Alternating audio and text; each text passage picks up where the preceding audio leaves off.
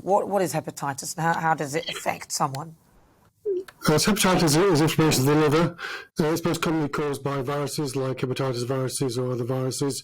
It can be caused by drugs or alcohol as well, or chemicals. So in many cases, it's a fairly mild disease. You may feel unwell, have some abdominal pain, some nausea, vomiting.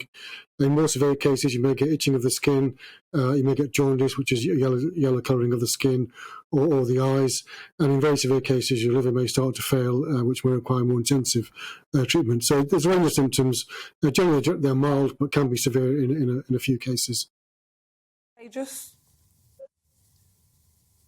Is it contagious? Can people catch it off you? You said you can get it from a virus. Yeah, so if it's caused by a virus, that can spread to other people. So if one person in the family has the virus, whether it's hepatitis virus or another virus, that could spread to someone else within the family or the household. Yes, that is possible. But as I mentioned, most cases are not serious, but occasionally can be a serious infection.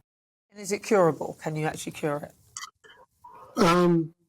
So generally, viral infections treatments are often quite limited. There are some drugs that can be used in more severe cases, but options for treatment are generally quite limited in terms of drug treatment. And unfortunately, in a few of these cases, these children you mentioned have been unwell. They're going to require liver transplants, which shows how serious the infection was in those children. It was 8, I think, in total require liver transplants. So the treatments are unfortunately a bit limited in terms of what we can offer. So there are some drugs, but which have some benefits, but those are limited in their effects. And how concerning then this particular spike? Because that seems like a lot, 100 cases of children having this virus. So 100 is a lot. I mean, we normally would expect some cases, all year round, but there's a theory that because of the last year or two, we've had a low rate of viral infections in the community. There's now some kind of bounce back as people, go out more, have more contacts with other people.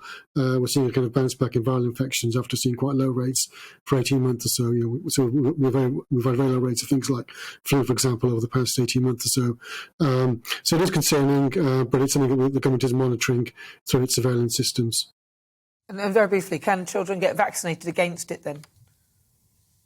There are vaccines against some forms of hepatitis, but not, unfortunately, against adenovirus, which seems to be the cause of these cases. So yes, there are some vaccines available for hepatitis, but not for this virus, unfortunately.